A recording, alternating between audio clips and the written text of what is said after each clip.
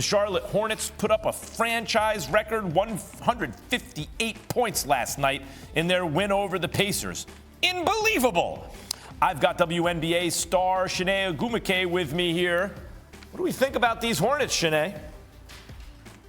I mean, that was one of the best performances we saw from a team standpoint so far this season. I mean, LaMelo Ball with a triple-double, Wave Poppy, Tsunami Poppy going for a career high.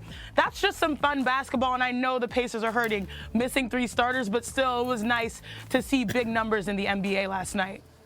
All right, Chiney, we've got a good new-fashioned big man battle tonight. Lakers, Sixers. AD, fresh back from his injury, goes head-to-head with Joel Embiid, who has lost his damn mind.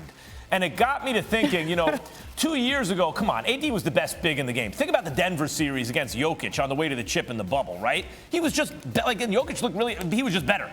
And his team won as a result largely of his play. But now with AD missing so much time, Chiney, and with the further ascension of Jokic, who's gotten even better since then, and Embiid, who maybe game for game has been the best big man, not to mention Giannis, who's really a big, who gave him 50 in a deciding finals game last year, it's not so clear. So let me ask you first, AD or Embiid? Okay.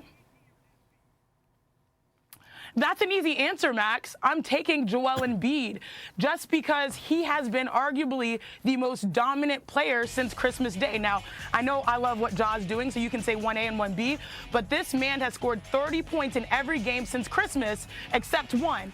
Also, he's unlocked every facet of his game. I mean, he's got the post-up game that we love to see, the dream shake, Olajuwon, all that type of thing. He's got the face-up, the nice touch on the mid-range. He's shooting a career high from 3 and also getting career-high numbers in assists per game. The answer is Joel Embiid, largely because AD is back, but Joel is here and dominating. So there is some fairness to it. You have to give AD a little bit of runway. But right now, Joel Embiid has inserted himself not only into the conversation when it comes to All-Stars, but again, year after year, back in the MVP conversation. When you include him taking the ball up court sometimes and the passing recently, not to mention the three-point shooting, he probably has and then the wide body 7-foot legit size. He probably is the most complete offensive big we've ever seen, right? Like, what doesn't he do offensively? So let me ask you this, Chiney. So it's fun. Yeah. Oh, go ahead, Max. Ask me. Well, is AD even a top 3 big? We got Jokic, we got Giannis. Forget about even KD and the fact that he's 7 feet. He's a wing, right? Is AD a top Producer Nick, 3 big? leading the witness. Yeah. Okay, it's unfair to say that he's not top 3 because this is all based on reality where we are now, right? He's missed the last 17 games.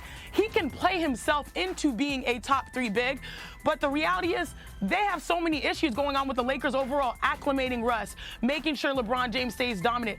I don't know when that's going to be when you look at the likes of Giannis dominating, looks at the like of Joel Embiid, who's finally the #1 option, and everyone knows that. And then, of course, Nikola Jokic, put some respect on that man's name when we talk about passing bigs.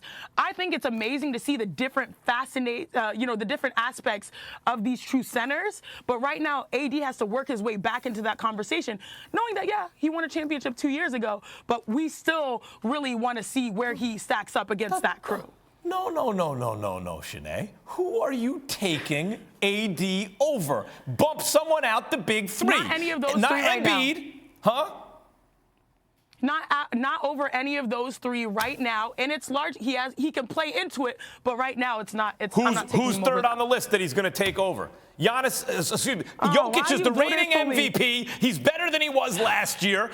Giannis is the finals MVP. He's at least as good as he was last year, if not better. And Embiid is the best he's ever played. I don't see how AD gets into this thing. From leading the witness to pleading the fifth, all 3 of those guys have earned their stripes. AD is trying to get back in that conversation. New report from Woj dropped this morning, Chiney. He says the Nets will not even listen to trade offers for James Harden. Don't bother calling. Nets owner Joe Tsai and GM Sean Marks think, come on, they know they have an unstoppable force when everyone plays, and they apparently believe Harden is all in. Chiney, teams are only as faithful as their options, right? Read between the lines here. Who is this announcement really for? Is it for other GMs? Is it for fans? Or is it for Brooklyn's roster? I would say that this announcement is for James Harden because he is their #1 best option for continuity moving forward this season. I know he was out due to the hamstring, but realistically, of the big three, when you brought this experiment together, he's been on the floor the most. Not Kyrie, not KD. This message is saying, look, James, we need you now. It's not that we just want you. We need you for our further success to keep that playoff positioning and buying us time until Kyrie and KD are both available, if that will ever happen this season. Thanks for watching ESPN on YouTube. For live streaming sports and premium content, subscribe to ESPN+.